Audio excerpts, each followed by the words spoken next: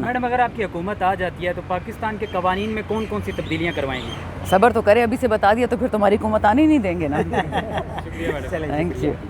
ये बच्चे एक एक उतारना पड़ेगा, मुझे नज़र नहीं आ रहा। अच्छा कि खान साहब को इंसाफ मिले, वो तो तंग करने के लिए किए कि जब तक खान साहब कोई डील नहीं मानते या अपने आप को सियासत से गायब ना कर दें, पस मंज़र से हट ना जाएं, तो ये तो तंग करते रहेंगे। देखें खान साहब तो उनके लिए छोटी सी चीज़ है, वो तो जजेस को नहीं छोड़ रहे हैं। जजेस का जीना मुश्किल कर दिया है, उनकी औलादों का जीना मुश्किल कर दिया, तो इमरान खान इनके लिए क्या चीज़ है? मैम अगर खान साहब डील नहीं करते तो फिर खान साहब अंदर ही रहेंगे, तो फिर मतलब तहरीक इंसाफ का मुस्तकबिल क्या होगा? नहीं, अब अल्हम्दुलिल्लाह पाकिस्तान का मुस्तकबिल पाकिस्तान की आवाम खुद लिखेगी। आपने देख लिया 8 फरवरी को आवाम निकली और जितने ये बड़े बड़े अपने आप को हीरो और बड़े क्या कहते हैं नजूमी बनाते थे कि देख लेना। हाँ, फॉर्म 47 थे और 9 फरवरी का अलग इलेक्शन हुआ, वो उन्होंने बेशक अपना पूरा कर लिया, बट 8 फरवरी को जो आवाम ने अपना जोश वलवला दिखाया, टेलीफोन बंद, इंटरनेट बंद, लोग फिर भी निकले। मौत का खौफ था, बॉम्ब ब्लास्ट का खौफ था, कोई घर में नहीं बैठा। अब आपने देख लिया AJK में क्या हुआ, जो जुल्म बर्बरीत हुई है, जो कल इसी हाई कोर्ट में जो है अहमद फरहाद, उसके केस में क्या किस किस्म की बातें हुई।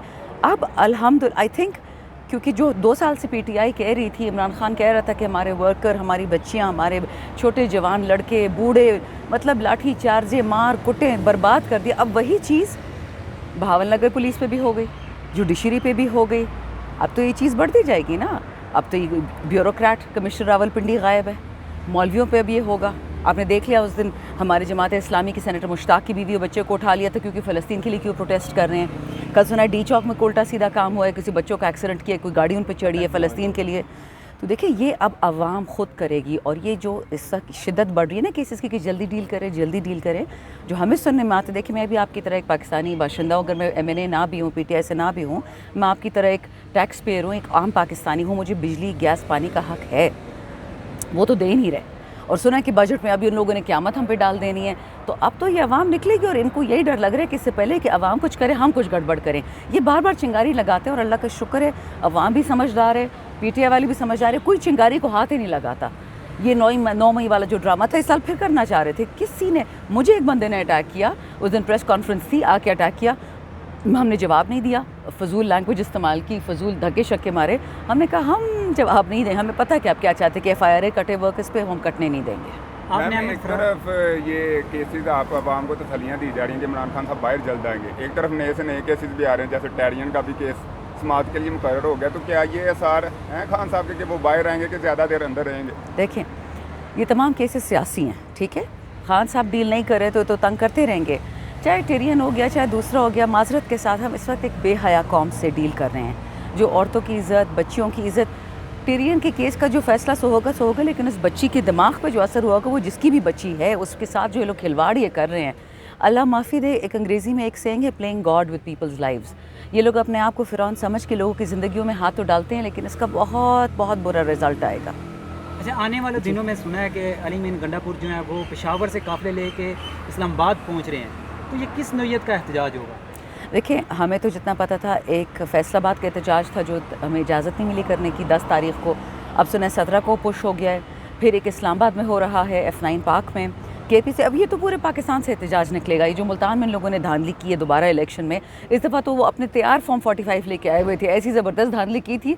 लेकिन अल्लाह का शुक्र है कि ये लोग तौबा नौज़ुबिल्लाह, ये खुद समझते तो अपने आप को खुदा हैं, बट ये खुदा नहीं है, खुदा ऊपर बैठा है, तो इनकी वो चोरी, इनका वो छोटापन नज़र आ जाता है। लेकिन देखें इस वक्त मैं बता रही हूँ ना, सब कुछ जो भी करेगी आवाम करेगी। आपको एक पॉलिटिकल लीडर शायद सामने ना नजर आए, सारे छुपे होंगे, ये आवाम निकली होगी सड़कों पे। इससे कुछ देर पहले यहाँ पर वफाकी उजरा है, बैरिस्टर दानियाल आया था, बैरिस्टर अकील आए थे, उन्होंने ये कहा जी कि लापता अफराद हैं वो चाइना में भी होते हैं, अमेरिका में भी होते हैं, इंडिया में भी होते हैं। इस पर आप क्या कहेंगे? मतलब एक गैर कानूनी काम है, अगर दूसरे ममालिक में होता है तो क्या पाकिस्तान में उसे जायज़ करार देंगे? तो 3 बातें हैं, बैरिस्टर दानियाल और दूसरे जो आपने बताया बैरिस्टर, दोनों को मैं जानती हूँ, मेरी बहन की उनसे रिश्ते हैं, फैमिली हैं, दोस्ती हैं, तो मैं उनके पास ज़ाती बात तो कुछ नहीं कहूँगी। लेकिन ये मैं ज़रूर कह दूँ कि ये कितनी गलत बात उन्होंने कही है ना। जिस माँ से उसका बेटा या बेटी छीन ली गई उससे पूछो। ये जो है ना, ये जो तकलीफ़ है, ये जो खेल है, ये इस तरह नहीं ख़त्म होगा। एक सेकंड होल्ड करें। अली खान देखो राशा, अली खान वाह देखो राशा, दे वांट यू। आज सर 2 मिनट वापसी की चरते ही ब्याखो अली माँ पई कना। ये आपको काटना पड़ेगा बीच में। अच्छा, सवाल के दोबारा शुरू से जवाब देती हूँ। बैरिस्टर अकील को और बैरिस्टर दानियाल दोनों की हमारी फैमिली जान पहचान है, तो मैं ज़ाती कोई बात नहीं करूँगी। ये मैं ज़रूर कहूँगी कि यंग हैं, इनएक्सपीरियंस्ड है। किसी ने उनको कोई नैरेटिव मरियम औरंगज़ेब टाइप बंदे ने पकड़वा दिया, उन्होंने बोल दिया। ये इन्होंने इतनी बेअक्ली तो नहीं कहूँगी, सादगी की बात की है। किसी के बेटे बेटी को घर से छीनना, उसके टुकड़े टुकड़े करके बोरिया में वापस करना है, तो MQM करती थी एक ज़माने में। तो यार पूरा पाकिस्तान MQM हो गया। वो तो अपने आप को सियासी पार्टी कहते हैं, बट ये सियासी पार्टियाँ इस तरह करती हैं कि लोगों की चीथड़े उड़ा दें। तो अगर ये कहना चाह रहे हैं कि जब से PDM Part 2 आई है, अब हमारे बेटे बेटियों को, अगर आपको याद है 2 हफ्ते पहले 7 से 11 तारीख तक ISPR साहब को किसी ने बहुत ही अजीब सी वीडियो बना के दी थी, और उससे भी ज़्यादा अजीब तकरीर, नाम मेरा नहीं लिया बट मेरा रेहाना डार, उस्मान डार, शरियार अफरीदी, मुराद सईद, हम सब के चेहरे दिखा रहे थे कि ये इंतशारी टोला है, इनको लोगों ने हटा दिया। मेरी तकरीर का आखिरी क्लिप दिखाया। तकरीर के शुरू में मेरी क्या था, मैंने कहा कि आज खान को उठाया, कल उसकी बीवी को उठाएंगे, फिर मुझे, मेरी वालदा को, फिर आप सबकी बहनों को, आपके भाइयों को, आपके बच्चों को। 2 साल बाद एग्जैक्टली वही हुआ है। नामालूम अफराद आके नामालूम को उठा के ले जाते हैं। भाई ये मालूम को क्यों नहीं उठा के लेके जाते? जो खरबपति अरबपति हैं, लोगों को तो अगवा बराए तावान चाहिए होता है ना, बयान तो नहीं चाहिए होता ना। बयान तो एक नया फैशन बन गया पाकिस्तान में। जी मैं मजम्मत करती हूँ।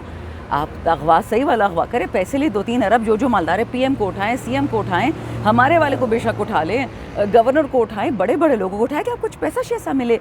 आप गरीब एक शायर को आप उसकी ज़ुबान बंद कर रहे हैं। मतलब खुदा का खौफ करें। और जो बंदा इसको डिफेंड करते हैं, याद रखें, मैं दोबारा बता रही हूँ कि इन दोनों ने बहुत बेअक्ली की बात कही है।